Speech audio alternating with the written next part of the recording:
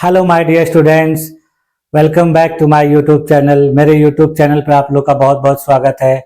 Dear student, आज की class में हम लोग बीए फोर्थ सेमेस्टर के शिक्षा शास्त्र विषय में यूनिट 3 का अध्ययन करेंगे। और जैसा कि मैंने आप लोग को सिलेबस में बताया था कि जो आपका यूनिट 3 है वो अधिगम और इसके प्रकार, इसकी प्रकृति और इसको प्रभावित करने वाले कारकों से संबंधित है। और इसमें सेकेंड पार्ट में हम लोग को अधिगम के कुछ प्रमुख सिद्धांतों के बारे में भी अध्ययन करना है। तो इसको हम लोग कई क्लास में पार्ट बांट कर पढ़ेंगे। और आज की क्लास में मैं आप लोगों को अधिगम, इसकी परिभाषा, इसके प्रकार, इसकी प्रकृति और प्रभावित करने वाले कारकों के बारे में अध्ययन करेंगे। अधिगम को देखिए आम बोलचाल की भाषा में सीखना भी कहा जाता है और इसे लर्निंग के नाम से भी जाना जाता है। तो आइए चलिए देखते हैं कि अधिगम किसे कहते हैं, अधिगम क्या होता है। देखिए आज की क्लास में हम लोगों को पढ़ना है अधिगम के बारे में, यानी अधिगम चाहे लर्निंग कहिए चाहे सीखना कहिए, इसको हम लोग किस प्रकार से जानेंगे, किस प्रकार से समझेंगे और ये होता क्या है। तो सबसे पहले हम इसकी देखेंगे अधिगम का अर्थ और इसकी परिभाषा। ये विभिन्न प्रकार के विद्वानों के द्वारा इसके कुछ अर्थ बताए गए हैं और इसकी कुछ परिभाषाएं दी गई हैं। तो आइए चलिए देखा जाए। देखिए अधिगम का जो जनरल क्या होता है कि अधिगम किसी नए ज्ञान, कौशल, मूल्य, व्यवहार और दृष्टिकोण का अर्जन या विकास होता है। यानी जब हम किसी नए ज्ञान को सीखते हैं, नए अनुभव को प्राप्त करते हैं, नए मूल्यों को प्राप्त करते हैं, अपने व्यवहार में बदलाव करते हैं, इन सारी चीजों को कहा जाता है अधिगम या सीखना। यह देखिए एक गतिशील प्रक्रिया है जिसमें व्यक्ति अपने अनुभवों, अभ्यास, अवलोकन और अनुकरण से नई बातें सीखता है। अधिगम देखिए एक सतत प्रक्रिया भी है जो व्यक्ति को नई स्थितियों में सफल होने में मदद करती है। यदि हम लोग इसको ऐसे ही जनरली अगर डिफाइन करें तो इसका अर्थ क्या निकल के आता है कि अनुभव और अभ्यास के द्वारा व्यवहार में अपेक्षाकृत अस्थायी परिवर्तन लाना ही क्या कहलाता है, अधिगम या सीखना या लर्निंग कहलाता है। तो देखिए कुछ महत्वपूर्ण मनोवैज्ञानिकों के द्वारा, अर्थशास्त्रियों के द्वारा, विद्वानों के द्वारा इसकी परिभाषाएं जो बताई गई हैं उसको एक एक करके देख लिया जाए। सबसे पहले देखिए वुडवर्थ के अनुसार इसकी क्या परिभाषा बताई गई। इन्होंने देखिए कहा है कि नवीन ज्ञान तथा नवीन प्रतिक्रियाओं का अर्जन करने की प्रक्रिया अधिगम करने की प्रक्रिया। यानी इनके अनुसार कहा जा रहा है कि नवीन ज्ञान तथा नवीन प्रतिक्रियाओं को किस प्रकार से एक्वायर किया जाता है, अर्जित किया जाता है, यही प्रक्रिया अधिगम कहलाती है। उसी प्रकार से देखिए किम्बले के अनुसार क्या कहा गया है।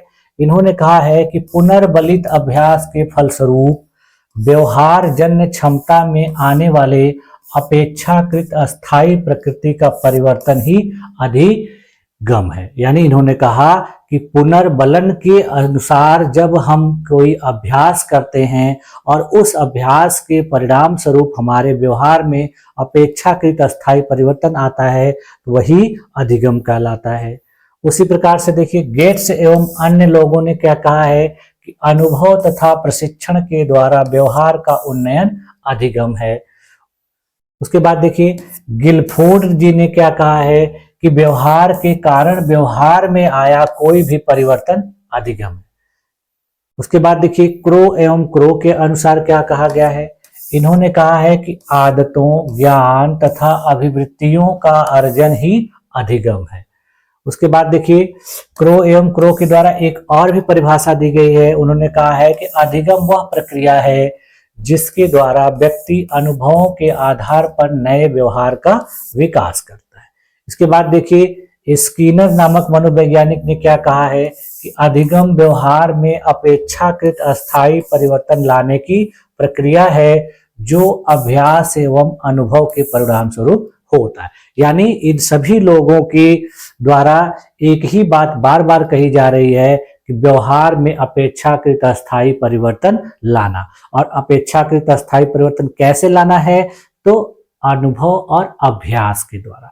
उसके बाद देखिए गेट्स और अदर व्यक्तियों के द्वारा क्या कहा गया है कि अधिगम ऐसा परिवर्तन है जो अभ्यास और अनुभव के माध्यम से व्यक्तित्व में आता है। ये भी देखिए वही बात कर रहे हैं कि किसी व्यक्ति की पर्सनालिटी में जब बदलाव आता है और वह बदलाव अनुभव और अभ्यास के द्वारा होता है तो वही चीज अधिगम कहलाती है। इसके देखिए उदाहरण क्या है कि जब एक बच्चा साइकिल चलाना सीखता है यह अधिगम है, क्योंकि वह अभ्यास और अनुभव के माध्यम से यह कौशल अर्जित करता है।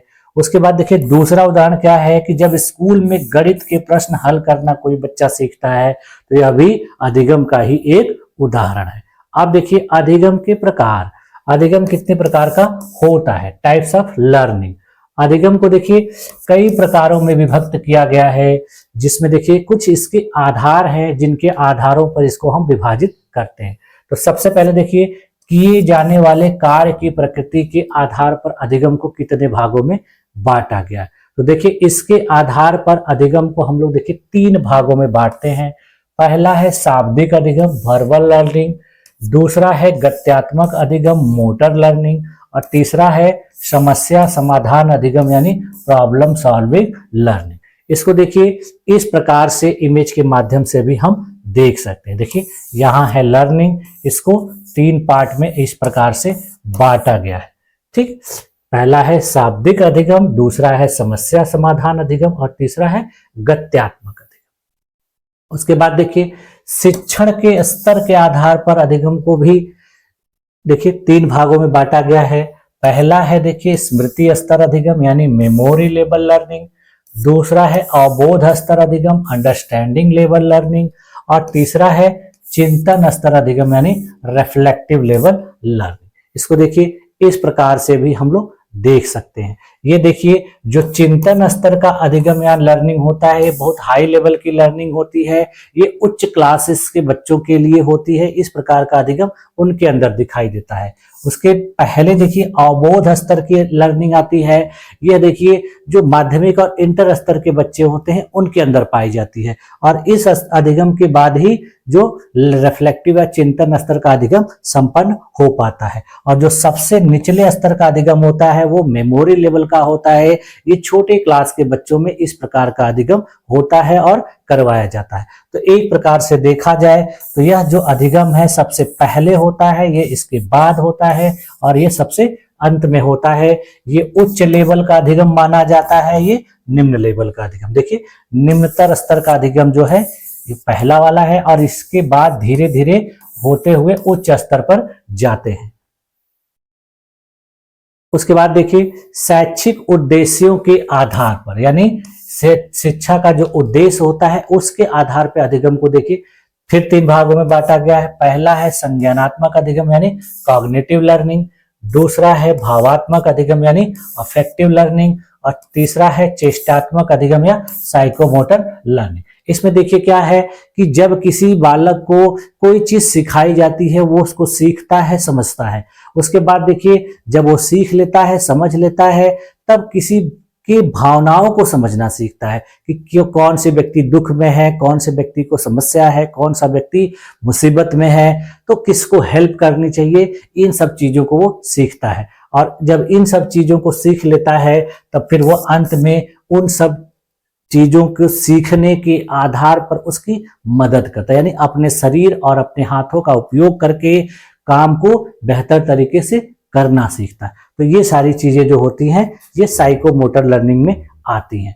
देखिए इसको इस प्रकार से हम लोग देख सकते हैं। देखिए संज्ञानात्मक अधिगम जो है यह देखिए ज्ञान, अवबोध, अनुप्रयोग, विश्लेषण, संश्लेषण और मूल्यांकन के आधार पर किया जाता है। उसके बाद देखिए जो भावात्मक अधिगम है यह देखिए आग्रहण, प्रतिक्रिया, अनुमूल्यन, संगठन और स्वाभाविकरण के द्वारा होता है। उसी प्रकार से देखिए जो क्रियात्मक अधिगम है वो प्रत्यक्षीकरण, मनोस्थिति, निर्देशित प्रतिक्रिया, कार्य कौशल और जटिल वाह व्यवहार के आधार पर संपन्न होता है। उसके बाद देखिए अधिगम स्तर में बढ़ती जटिलता के आधार पे भी देखिए इसको कई भागों में बांटा गया है, और यह विभाजन देखिए R.S. गैने नामक विद्वान के द्वारा किया गया है। इसमें देखिए इन्होंने अधिगम को 8 भागों में बांटा है, जिसमें देखिए पहला है संकेत अधिगम यानी सिग्नल लर्निंग, दूसरा है उद्दीपक अनुक्रिया अधिगम यानी स्टिमुलस रिस्पॉन्स लर्निंग, तीसरा है श्रृंखला अधिगम यानी चेन लर्निंग, चौथा है शाब्दिक अधिगम यानी वर्बल लर्निंग, पांचवा है बहुविभेदन अधिगम यानी मल्टीपल डिस्क्रिमिनेशन लर्निंग, छठवां है संप्रत्यय अधिगम यानी कॉन्सेप्ट लर्निंग, सातवां है सिद्धांत अधिगम यानी प्रिंसिपल लर्निंग, आठवां है समस्या समाधान अधिगम यानी प्रॉब्लम सॉल्विंग लर्निंग। तो इस प्रकार से देखिए इन्होंने अधिगम को 8 भागों में बांटा है। देखिए इसको हम लोग इस तरीके से इमेज के माध्यम से भी देख सकते हैं। देखिए इसमें इन्होंने 8 प्रकार से अधिगम को बांटा है। देखिए जो पहला है वो संकेत अधिगम है, इसके बाद देखिए उद्दीपक अनुक्रिया अधिगम है, इसके बाद श्रृंखला अधिगम है, इसके बाद शाब्दिक अधिगम है, उसके बाद देखिए बहुविभेदन अधिगम है, उसके बाद देखिए संप्रत्यय अधिगम है, इसके बाद सिद्धांत अधिगम है और सबसे लास्ट में है समस्या समाधान अधिगम। अब देखिए ये जो अधिगम होता है इनकी जटिलता के आधार पर देखिए इसको शंकु के रूप में दिखाया गया, यानी ये देखिए सबसे कम जटिल है, ये इससे ज्यादा है, ये इससे है। तो इस प्रकार से लास्ट में जाते जाते जो समस्या समाधान अधिगम है वो सबसे जटिल होता है और जो संकेत अधिगम होता है वो देखिए सबसे पहले होता है, यानी किसी बालक को सबसे पहले इसी प्रकार का अधिगम होता है। उसके बाद देखिए वो उद्दीपक अनुक्रिया के आधार पर अधिगम कर सीखता है, उसके बाद श्रृंखला के आधार पे, फिर शाब्दिक, फिर बहुविभेदन। तो इस प्रकार से इसको हम लोग देखिए शंकु के माध्यम से देख सकते हैं। ये देखिए रॉबर्ट गैने के द्वारा दिया गया है। उसके बाद देखिए अब हम लोग देख लेते हैं अधिगम की प्रकृति यानी नेचर ऑफ लर्निंग। इसको देखिए अधिगम की प्रकृति को निम्नलिखित बिंदुओं में समझा जा सकता है। जैसे देखिए अधिगम क्या है कि एक सतत प्रक्रिया है, यानी अधिगम एक कंटिन्यूअस प्रोसेस है। यह केवल बचपन में ही नहीं बल्कि जीवन भर चलती रहती है। हम प्रतिदिन नए अनुभवों और स्थितियों से सीखते हैं। यानी पहला नेचर क्या है इसकी, पहली प्रकृति की एक सतत प्रक्रिया है, यानी आजीवन चलती रहती है। जब तक व्यक्ति जीवित रहता है कुछ न कुछ जरूर सीखता रहता है। उसके बाद देखिए इसकी दूसरी प्रकृति क्या है कि अधिगम अनुभव और अभ्यास पर आधारित होता है। यानी हम किसी चीज को यदि सीखते हैं तो हम उसके लिए अभ्यास करते हैं और अभ्यास के बाद हमें जो अनुभव होता है वही हमारी परिस्थिति में, हमारे व्यवहार में बदलाव लाता है। जैसे देखिए उदाहरण के लिए यदि कोई बच्चा साइकिल चलाना सीख रहा है तो उसे बार बार अभ्यास करने की आवश्यकता होती है। यानी ऐसा नहीं है कि किसी काम को एक बार करेंगे तो आप उसको सीख जाएंगे, ऐसा नहीं होता है। देखिए आप विभिन्न प्रकार के खिलाड़ियों को देखे होंगे, विभिन्न प्रकार के कार्य करने वाले लोगों को देखे होंगे, वो कितने भी अच्छे खिलाड़ी हैं, कितने भी अच्छे कलाकार हैं, लेकिन उनको अपना प्रदर्शन करने के लिए उस चीज का बार बार अभ्यास करना पड़ता है और उसी अभ्यास के द्वारा उनको अनुभव मिलता है और फिर उसी अनुभव के आधार पे वो प्रदर्शन करते हैं। तो ये देखिए अनुभव और अभ्यास पर आधारित होता है। इसकी देखिए अगली जो प्रकृति है यह व्यवहार में परिवर्तन लाता है। जब व्यक्ति देखिए बार बार अभ्यास करता है और उसको एक अनुभव प्राप्त हो जाता है तो उसके बाद जब वो कोई कार्य करता है तो उसके कार्य में, उसके व्यवहार में बदलाव दिखता है। यानी जब तक व्यक्ति कोई चीज नहीं सीखा रहता है तो उसका व्यवहार दूसरे तरह का रहता है, लेकिन जैसे ही उस चीज को सीख लेता है तो उसका व्यवहार बदल जाता है। देखिए इसका भी उदाहरण देख लेते हैं कि यदि कोई व्यक्ति धैर्य के महत्व को सीखता है तो वह पहले से अधिक संयमित हो सकता है। जब किसी व्यक्ति को धैर्य के बारे में नहीं पता है या धैर्य नहीं मालूम है, जब वो किसी काम को करने लगेगा उसमें उसको वेट करना पड़ेगा, उसको इंतजार करना पड़ेगा, तब फिर वो धैर्य के महत्व को समझ जाएगा। इसके बाद देखिए अगली प्रकृति क्या है कि अधिगम केवल औपचारिक शिक्षा तक सीमित नहीं है। यानी इसमें बताया जा रहा है कि जो सीखने की प्रक्रिया होती है वह केवल औपचारिक यानी स्कूल कॉलेज तक ही सीमित नहीं होती है, बल्कि यह हमारे घर, परिवार, समाज, कार्यस्थल और पर्यावरण के द्वारा भी प्रभावित होती है और हम उनके द्वारा भी कुछ न कुछ जरूर सीखते हैं। ऐसा नहीं है कि हमको जो भी चीजें क्लास में सिखाई जाएं, टीचर के द्वारा बताई जाएं, वही सब सीखना नहीं, उसके अलावा भी हम बहुत सारी चीजें सीखते हैं। अगली प्रक्रिया देखिए इसकी क्या है, ये अधिगम अनुकूलन में मदद करता है, यानी एडाप्टेशन में यह हमारी मदद करता है, क्योंकि जब व्यक्ति को बदला हुआ वातावरण और परिस्थिति मिलती है तब उसमें व्यक्ति अपने आप को खुद ढालने में अधिगम के द्वारा ही सफल हो पाता है। यानी व्यक्ति उस वातावरण, उस परिस्थिति में अपने आप को रहना सीख लेता है, तो वो भी एक प्रकार का अधिगम ही है। इसके बाद देखिए अगली प्रकृति क्या है कि अधिगम बहुआयामी होता है, यानी यह केवल ज्ञान अर्जन तक सीमित नहीं रहता, बल्कि इसमें नैतिकता, भावनाएं, सामाजिक मूल्य और व्यवहारिक कौशल भी शामिल होते हैं। इसके बाद देखिए अधिगम की अगली प्रकृति क्या है कि अधिगम प्रत्यक्ष और अप्रत्यक्ष दोनों तरीके से होता है, यानी हम अधिगम कभी कभी डायरेक्ट कर लेते हैं, कभी कभी इनडायरेक्ट करते हैं, यानी किसी को देख के हम कुछ सीखते हैं। इसमें देखिए प्रत्यक्ष अधिगम का उदाहरण क्या है कि जब कोई बच्चा अपने माता पिता को देखकर बोलना सीखता है, यह देखिए प्रत्यक्ष अधिगम का उदाहरण है।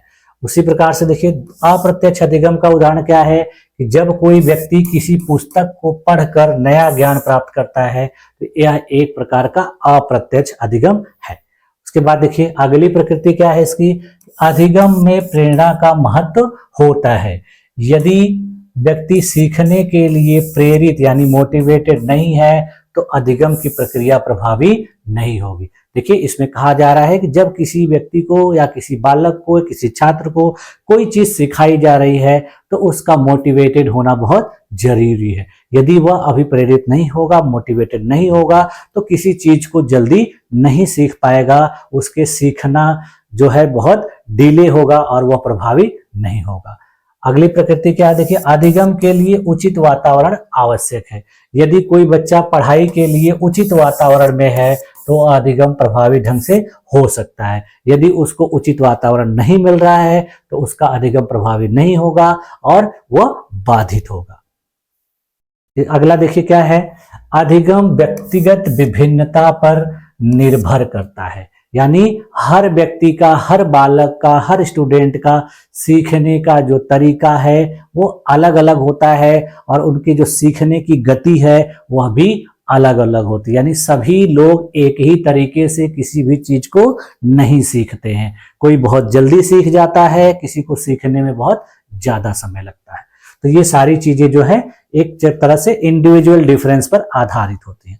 अब देखिए अधिगम को प्रभावित करने वाले कारक यानी फैक्टर्स इन्फ्लुएंसिंग लर्निंग। अधिगम देखिए एक सतत प्रक्रिया है, ये हम लोगों ने देख लिया, और अधिगम एक जटिल प्रक्रिया भी है जो कई आंतरिक, इंटरनल और एक्सटर्नल कारकों से प्रभावित होती है। यानी जो अधिगम की प्रक्रिया होती है वह आंतरिक कारकों से भी प्रभावित होती है और बाह्य कारकों से भी प्रभावित होती है। कभी कभी हम जब कोई चीज सीखते हैं तो अपने आप से ही प्रभावित होकर सीखते हैं, और कभी कभी होता है कि हम किसी दूसरे से प्रभावित होकर कोई चीज सीखते हैं। तो ये देखिए जो कारक होते हैं व्यक्ति की सीखने की क्षमता, गति और प्रभावशीलता को प्रभावित करते हैं। तो देखिए ये जो कारक हैं ये क्या क्या है। देखिए सबसे पहला जो कारक है वो व्यक्तिगत कारक यानी पर्सनल फैक्टर होता है, जो हमारे अपने से संबंधित होता है। इसमें देखिए सबसे पहला है मानसिक क्षमता यानी इंटेलेक्चुअल एबिलिटी। किसी भी व्यक्ति या छात्रा की व्यक्तिगत बुद्धि यानी IQ, तर्क शक्ति, विश्लेषण करने की क्षमता अधिगम को प्रभावित करती है। यानी जिसका IQ लेवल अच्छा होगा, जिसके सोचने समझने तर्क करने की क्षमता अच्छी होगी, जो एनालिसिस अच्छे तरीके से कर लेता होगा, तो वो बेहतर तरीके से अधिगम भी कर सकता है। जिन बच्चों का बुद्धि स्तर IQ लेवल ज्यादा होता है वो अधिक आसानी से और जल्दी से किसी चीज को सीखते हैं और उसका अधिगम करते हैं। दूसरी चीज देखिए क्या है, अभिप्रेरणा है यानी मोटिवेशन। यदि व्यक्ति में सीखने की इच्छा, डिजायर और रुचि होगी तो वह जल्दी सीख सकेगा। यदि उसके अंदर रुचि ही नहीं है तो उसको कितना भी सिखाइए वो जल्दी सीखेगा नहीं। इसमें देखिए सकारात्मक प्रेरणा यानी पॉजिटिव मोटिवेशन व्यक्ति को सीखने के लिए बहुत ज्यादा प्रेरित करता है। उदाहरण के लिए देखिए यदि छात्र किसी विषय में रुचि रखता है तो वह उसे अधिक ध्यान से पढ़ेगा। इसीलिए देखिए होता है कि बहुत से स्टूडेंट कहते हैं कि यह विषय पढ़ने में अच्छा नहीं लगता, और किसी विषय को कहते हैं मुझे बहुत अच्छा लगता है, तो देखिए उसको वो जल्दी से पढ़ते हैं, जल्दी समझते हैं, और जबकि जो विषय वो कहते हैं कठिन है उसमें उनको समस्या होती है। उसके बाद देखिए इंटरनल कारक में क्या है, ध्यान और एकाग्रता भी एक महत्वपूर्ण कारक है, यानी अटेंशन एंड कंसंट्रेशन। इसमें देखिए अधिगम की जो प्रभावशीलता है, ध्यान की तीव्रता यानी इंटेंसिटी और समय अवधि ड्यूरेशन पर निर्भर होती है। यानी कोई बालक किसी चीज को कितने ध्यान से कितने देर तक पढ़ रहा है, समझ रहा है, सीख रहा है, यह भी प्रभावित करता है। यदि व्यक्ति का देखिए ध्यान भंग हो जाता है कुछ कारकों की वजह से, जैसे शोर, मोबाइल, स्ट्रेस यानी तनाव, तो अधिगम धीरे धीरे बाधित होता है। यदि कोई बालक है, कोई छात्र है, किसी चीज को ध्यान से पढ़ रहा है, वो पूरी तरह से फुल कंसंट्रेशन बना के पढ़ रहा है, लेकिन बीच में यदि कोई बाधा आ जाती है तो उसका ध्यान भटक जाता है और उसका सीखना प्रभावित हो जाता है। इसके बाद देखिए अगला है पूर्व अनुभव यानी प्रीवियस एक्सपीरियंस। यह भी देखिए व्यक्ति के अधिगम को प्रभावित करता है और नई जानकारी को सीखने में मदद करता है। यदि किसी काम के करने का कुछ पहले से अनुभव है और उससे मिलता जुलता कार्य करना पड़े तो व्यक्ति को वह कार्य करने में बहुत आसानी होती है। इसका उदाहरण देखिए कि यदि किसी छात्र को गणित की बुनियादी समझ है तो उससे उन्नत गणित सीखने में आसानी होगी। देखिए जब कोई क्लास में, छोटे क्लास में बच्चे गणित पढ़े होते हैं तो उनको गणित का बेसिक नॉलेज होता है, जैसे जोड़ना, घटाना, भिन्न, ये सब चीजें पता है, प्रतिशत पता है। तो बाद में वो जो हायर क्लास में जाते हैं तो जो हायर मैथ होती है उसको आसानी से हल करने के लिए ये बेसिक जो चीजें सीखे रहते हैं उसका उपयोग करके अच्छे तरीके से उसको कर लेते हैं। अगला है देखिए मानसिक और शारीरिक स्वास्थ्य यानी मेंटल एंड फिजिकल हेल्थ। इसमें देखिए तनाव, चिंता, अवसाद यानी डिप्रेशन अधिगम को प्रभावित करते हैं। यदि कोई छात्र छात्रा तनाव में है, डिप्रेशन में है, चिंता है किसी चीज की, स्ट्रेस है उसके अंदर, तो उसका अधिगम प्रभावित होता है। देखिए जब किसी छात्र छात्रा का शारीरिक स्वास्थ्य अच्छा रहेगा वह अधिक कुशल तरीके से अधिगम कर सकता है। अगला देखिए क्या है, ये तो इंटरनल कारक थे, अब है पर्यावरणीय या बाहरी कारक यानी एनवायरमेंटल फैक्टर। इसमें देखिए पहला है पारिवारिक वातावरण यानी फैमिली का एनवायरमेंट। बालक जिस परिवेश में रहता है उस परिवेश का जो एनवायरमेंट होता है, वातावरण होता है, वह उसके अधिगम को प्रभावित करता है। इसमें देखिए उसके माता पिता, उसके परिवार के और जो सदस्य होते हैं उनके द्वारा भी उसका अधिगम प्रभावित होता है। यदि देखिए सकारात्मक और सहयोगी वातावरण बच्चे को मिल रहा है तो वह बेहतर तरीके से सीखता है और उसका अधिगम भी बेहतर होता है। उदाहरण के स्वरूप देखिए पढ़ाई के लिए शांत और प्रेरणादायक माहौल परिवार में यदि बालक को मिल रहा है तो वह बेहतर तरीके से सीखेगा। उसके बाद देखिए विद्यालय और शिक्षक, स्कूल एंड टीचर। शिक्षक की शिक्षण शैली, पढ़ाने की विधि और व्यवहार अधिगम को प्रभावित करता है। यानी क्लास में जो टीचर स्टूडेंट को पढ़ाते हैं वो किस तरीके से पढ़ाते हैं, उनके पढ़ाने का तरीका कैसा है, उनका व्यवहार कैसा है स्टूडेंट के प्रति, उनके पढ़ाने की मेथड्स, विधियां किस प्रकार से हैं, ये सारी चीजें भी छात्र के अधिगम को प्रभावित करती हैं। यदि टीचर देखिए अच्छा शिक्षक है, अच्छा किसी चीज को पढ़ाता है तो वह जटिल से जटिल विषय को भी सरल और रोचक बना सकता है और बालक उस चीज को बेहतर तरीके से सीख सकता है, उसका अधिगम कर सकता है। उसके बाद देखिए इसमें आता है सामाजिक और सांस्कृतिक प्रभाव यानी सोशल एंड कल्चरल इन्फ्लुएंस। इसमें देखिए जब बालक किसी समाज में रहता है तो उस समाज के द्वारा विभिन्न प्रकार की मान्यताएं भी होती हैं, विभिन्न प्रकार के संस्कार भी होते हैं, तो वो उसको प्रभावित करते हैं और जिसके वजह से उसका अधिगम प्रभावित होता है। देखिए यदि कोई बालक शिक्षित समाज में रहता है और उसके जो मित्र हैं वो अच्छे मित्र हैं तो उससे द्वारा भी उसका अधिगम बेहतर तरीके से प्रोत्साहित होता है और वह बेहतर तरीके से सीखता है। इसमें देखिए फिर तकनीक और संसाधन है। तकनीक यानी टेक्नोलॉजी एंड रिसोर्सेस। जब देखिए किसी बालक को आधुनिक तकनीकी साधन जैसे smart class, online course, digital उपकरण आदि के द्वारा पढ़ाया जाता है, सिखाया जाता है, तो उसका अधिगम बेहतर होता है और बहुत देर तक प्रभावी होता है। इसमें देखिए अच्छी किताबें, इंटरनेट और शैक्षिक विभिन्न एप्लीकेशंस जो हैं उसके द्वारा यदि किसी स्टूडेंट को सिखाया जाता है तो उसका अधिगम बहुत आसान हो जाता है। अब देखिए तीसरे कारक में क्या है, शिक्षण विधियां और रणनीतियां, यानी टीचिंग मेथड्स एंड स्ट्रेटजीज। इसमें देखिए शिक्षण विधियां जो हैं, यदि शिक्षण विधियां प्रभावी हैं, यानी इसमें व्याख्यान, चर्चा, प्रयोग और व्यवहारिक प्रशिक्षण का उपयोग करके अधिगम कराया जा रहा है, तो ये बहुत तरीके से होगा, बहुत अच्छे से होगा और ज्यादा बेहतर होगा। यदि देखिए उबाऊ और कठिन शिक्षण विधियों को अपनाया जा रहा है तो इससे अधिगम स्लो होगा और ज्यादा देर तक प्रभावी नहीं होगा। दूसरी चीज इसमें देखिए क्या है, पुनरावृत्ति और अभ्यास, यानी जब किसी चीज का अधिगम कराने के बाद उसको बार बार रिवीजन कराया जा रहा है, उसका प्रैक्टिस कराया जा रहा है, तो इससे भी बालक का, छात्र छात्रा का जो अधिगम है वो अस्थायी हो जाता है और बाद में उसको बालक भूलता नहीं है। इसका उदाहरण देखिए, गणितीय सूत्रों को बार बार हल करने से वे याद रहते हैं। देखिए मैथ में या विभिन्न प्रकार के कुछ सब विषय में, जैसे केमिस्ट्री में, फिजिक्स में बहुत सारे सूत्र होते हैं, तो उन सूत्रों को जब बार बार कोई स्टूडेंट प्रयोग करता है, उसके आधार पर सवाल बनाता है, तो वो चीजें उसको याद हो जाती हैं और फिर उसके आधार पर वह विभिन्न प्रकार के सवालों को आसानी से हल कर लेता है।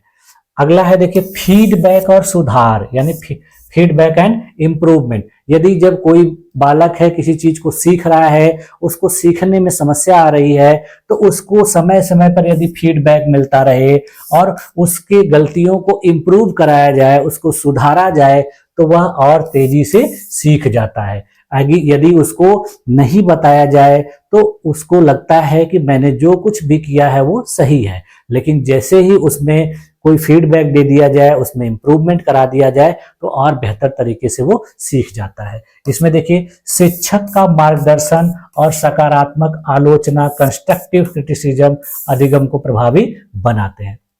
इसके लिए देखिए जब क्लास में टीचर बच्चे को गाइड करते हैं और उनकी आलोचना करते हैं तो वो भी सकारात्मक तरीके से करते हैं, तब बालक देखिए और भी बेहतर तरीके से अधिगम करता है। अगला देखिए चौथा जो कारक है वो भावनात्मक और मानसिक कारक है।